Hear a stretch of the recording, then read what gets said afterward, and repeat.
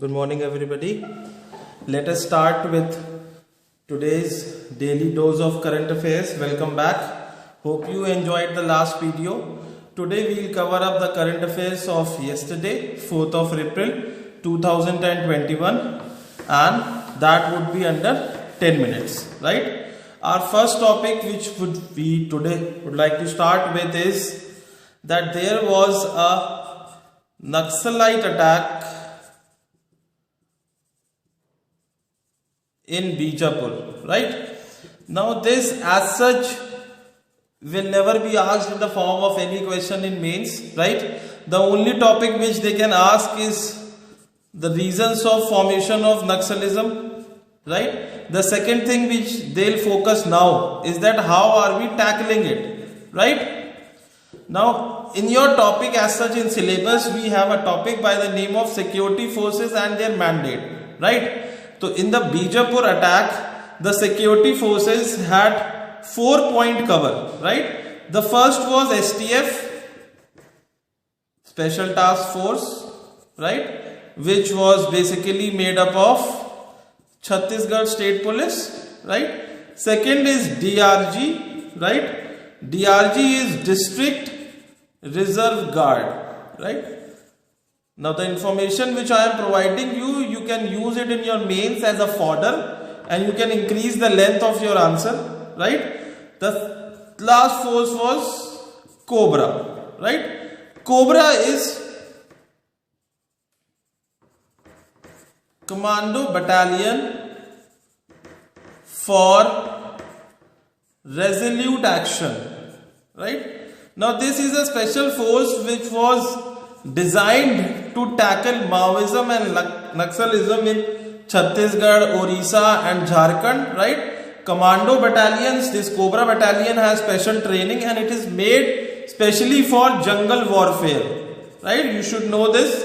It is specially made for jungle warfare. So certainly some people are saying that it was due to the failure of intelligence, right? Some people were saying that they were not given adequate machinery. Those are the reasons which could have led to their death, right? But currently these forces are being used in Chhattisgarh for tackling Naxalism, right? The second topic which we would cover up today is the power of election commission, right?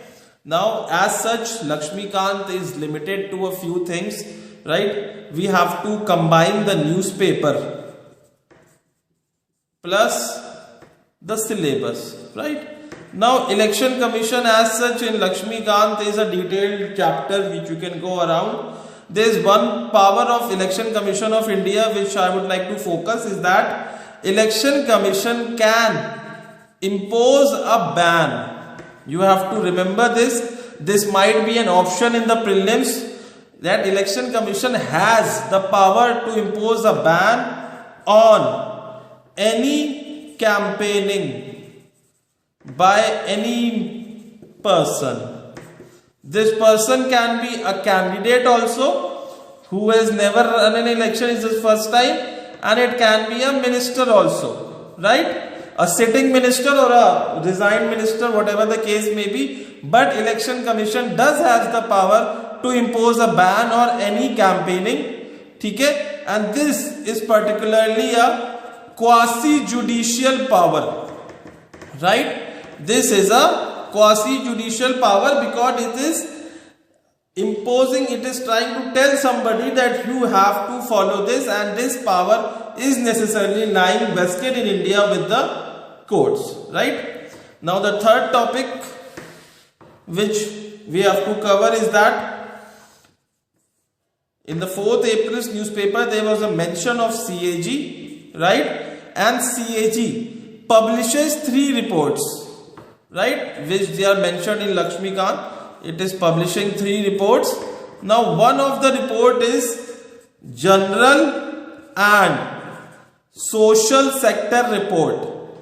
You have to remember this, that this is a report which is published by CAG. In this it tries to tell the discrepancies, right? Discrepancies which are happening, right? What the government has quoted and how has the expenditure occurred, right? So this is a report of CAG, and CAG publishes this report. So this might get into a factual question that CAG publishes which report, and it can give one option, right? Or it can be the vice versa. The name of the report can be given and it can be asked that who publishes this report, right? Now let's move on to the fourth topic. Pakistan has officially denied to do any trade with India, right? Now this is wholesome politics, however it relates to some part of international relations, but it will never ask as such, right?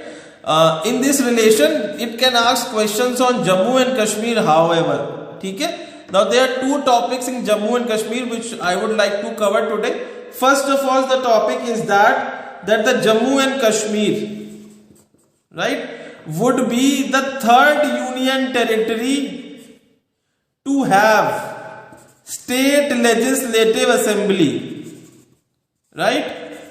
To have the state legislative assembly, right? That means that it will have MLAs, right? Till now only Delhi and Puducherry had this power, that spite of being a union territory, they were having state legislative assembly. Now Jammu and Kashmir, after removal of Article 370, will have also a state legislative assembly. Now the second topic is that Jammu and Kashmir and Ladakh both will have an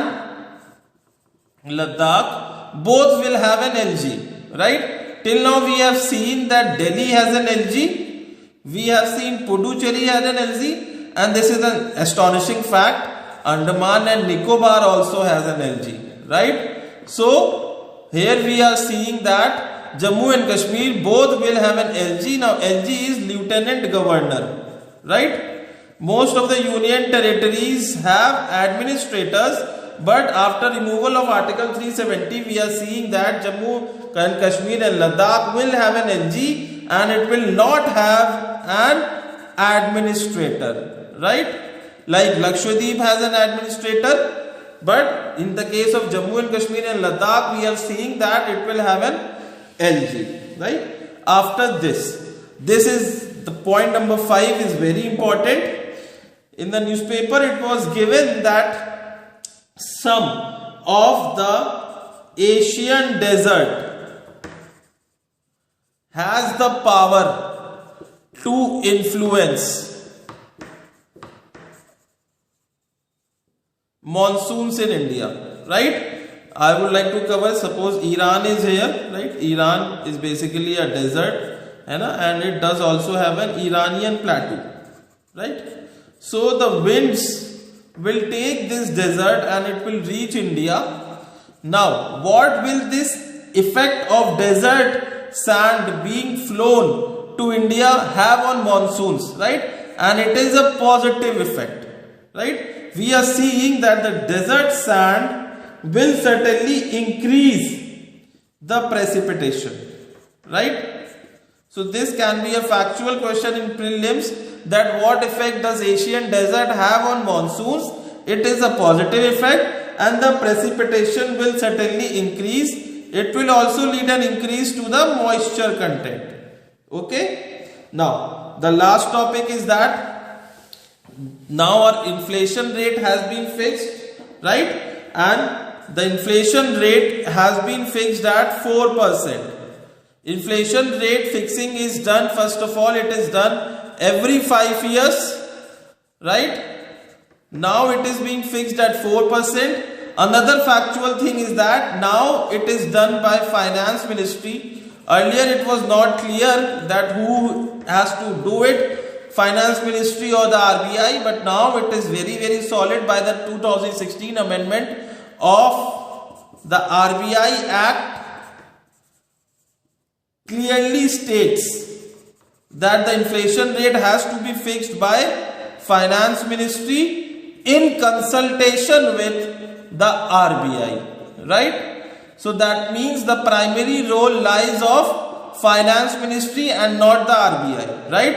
And this time it is being fixed at 4%, right? So this was your The Hindu being covered.